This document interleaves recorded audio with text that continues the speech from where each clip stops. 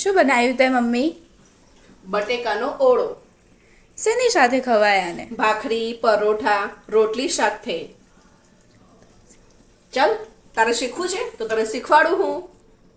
જો મેં 400 ગ્રામ જેવા બટેકા બાફી લીધેલા છે. લીલી ડુંગળીનો પાછળનો ભાગ લીલો સુધારી નાખ્યો છે. વ્હાઈટ અલગ લીધેલો છે. થોડું લીલું લસણ બી લીધેલું છે. આ લીલા મીઠા લીમડાના પાન, એક તમાલપત્ર, થોડાક એવા સિંગદાણા બી શેકી લીધેલા છે. એક ટામેટું અને લીલું મરચું સુધારેલું છે. અને આપણે બેઝિક મસાલા જે આપણે લઈએ છીએ તે તો લઈશું જ. વાસણ લીધેલું છે મેં. 2 મોટા ચમચા જેવું આપણે તેલ લઈ લઈએ.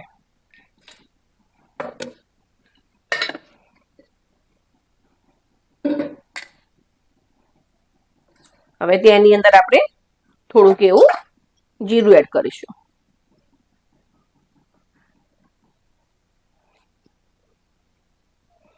જીરું તતરી ગયું છે એટલે આપણે તેની અંદર હિંગ નાખીશું.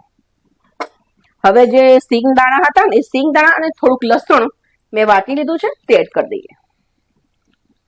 સાથે એક તમાલપત્ર અને થોડા મીઠા લીમડાના પાન લઈ લઈશું. સરસ એવું મિક્સ કરી નાખીએ આપણે. સિંગ દાણા નાખવા ખૂબ જ એની અંદર સરસ એવો ટેસ્ટ આવશે. તમે તેની સાથે થોડુંક દાળિયા પણ લઈ શકો છો. મારી પાસે અત્યારે હતા નહીં એટલે મેં તેને સ્કીપ કર્યા છે. હવે આપણે તેની અંદર ટામેટું અને લીલું મરચું સુધાર્યું હતું તે પણ એડ કરી નાખીશું. ટામેટા જ્યાં સુધી સોફ્ટ નહીં થાય ત્યાં સુધી આપણે તેને ચડવીશું. મેં લીલી ડુંગળી કાપેલી છે. તમે સૂકી ડુંગળી જો સુધારતા હો તો તમે અત્યારે જ તેની અંદર નાખી શકો છો. ટામેટા સોફ્ટ થઈ જવા દેવાના છે આપણે. ખૂબ જ ટેસ્ટી બનશે આ શાક જોજે.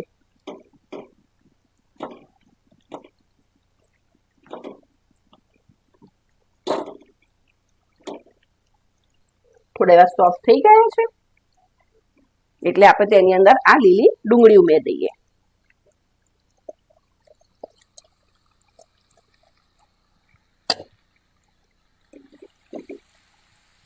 એ પણ થોડુંક એવું આપણે ચડવીશું. ત્યાં સુધી જે બધા મેં બટેકા બાફીને રાખ્યા છે ને એ બટાકાને આપણે સુધારીશું નહીં પણ હાથની મદદથી થોડાક એવા મેશ કરીશું. આ બટેકા જે મેં બાફીને રાખ્યા હતા ને એને હાથની મદદથી આપણે અધકચરા ખાલી વાટવાના છે. આમાં જો હાથની મદદથી જ એને આપણે તોડી નાખવાના છે.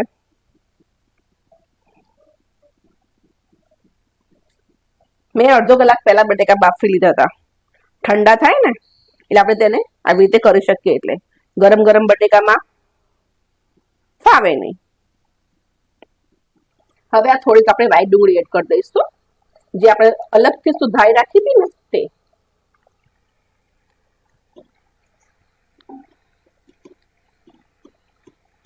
અને થોડાક એવા મસાલા કરીએ. મસાલાની અંદર જો મેં ગરમ મસાલો બી લીધેલો છે અને શેકેલા જીરાનો મસાલો લીધેલો છે તે આપણે અંદર નાખીશું. પહેલા ગેસની ફ્લેમ ધીમી કરું. બટેકા બાફતી વખતે મેં તેના ભાગનું મીઠું નાખ્યું હતું.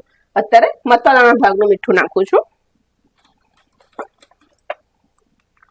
ધાણા જીરું.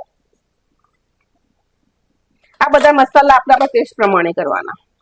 તીખું જેને પસંદ હોય તો થોડુંક મરચું થોડું ચડિયાતું નાખવાનું.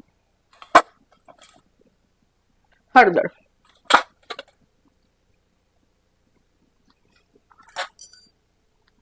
સરસ એવું મિક્સ કરી નાખીએ.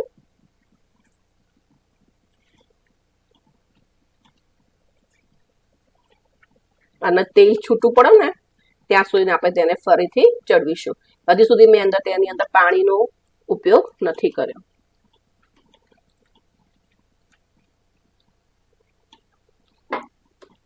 ગેસ ફાસ્ટ કરું. જો મસાલા બળતા હોય ને તો 2 ચમચી જેવું પાણી નાખી શકો છો. બાકી તમે બટેકાનું શાક જો એકનું એક ખાઈને કંટાળી ગયા હો તો આ બટેકાનો ઓળો તમે ચોક્કસ ટ્રાય કરજો. 80% જેવું શાક ચડવા આવે ત્યારે આપણે તેની અંદર અડધી ચમચી જેવું આમચૂર પાવડર નાખીશું. આમચૂર પાવડર પણ મિક્સ કરી નાખ્યો છે. ત્યારે જ આપણે તેની અંદર હવે આ બટેકા એડ કરીશું.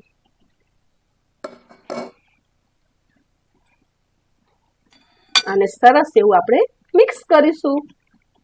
દેખાય છે ને ખૂબ જ સરસ એવું.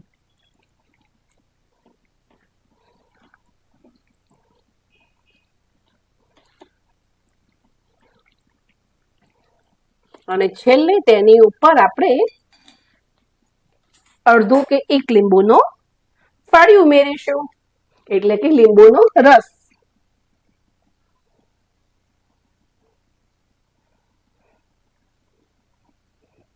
અને સરસ એવું ફરીથી મિક્સ કરી દઈશું.